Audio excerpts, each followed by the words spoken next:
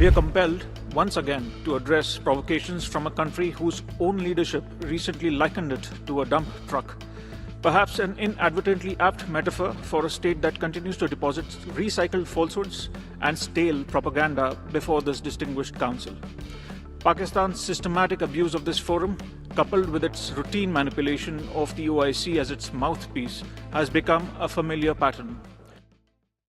There's a delegation which claims to be the world's largest democracy and brands itself as Vishwa Guru, which is global teacher or the so-called leader of the world. India is anything but that. Let us see what this teacher teaches us. This global teacher illegally occupies a UN-recognized disputed territory, disregards UNSC resolutions, and shamelessly perpetuates its occupation of occupied Jammu and Kashmir. It violates every human right of the Kashmiris who are forced to live under its illegal occupation, carries out perpetual demographic engineering projects, and perpetrates collective punishment. While constructing a political edifice on communal, ethnic hatred and polarization, it not only threatens the enjoyment of human rights of its minorities, but assassinates dissidents extraterritorially in other sovereign states. India's perennial evasion of accountability for its crimes must come to an end.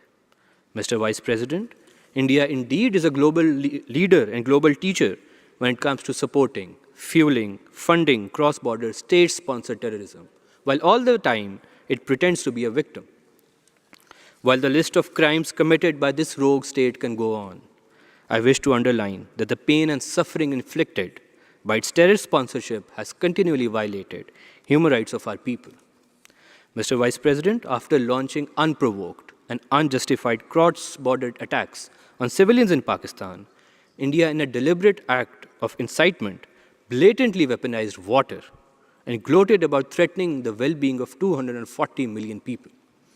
Perhaps this is the ancient wisdom that the world's self-proclaimed teacher and leader aims to teach us. I thank you. We are compelled, once again, to address provocations from a country whose own leadership recently likened it to a dump truck. Perhaps an inadvertently apt metaphor for a state that continues to deposit recycled falsehoods and stale propaganda before this distinguished council.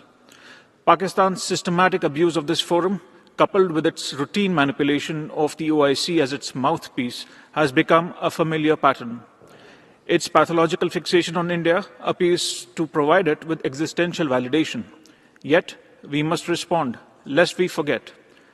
Lest we forget the carnage of Pahalgam, where Pakistan-sponsored terrorists turned a meadow of joy into a killing field in April this year.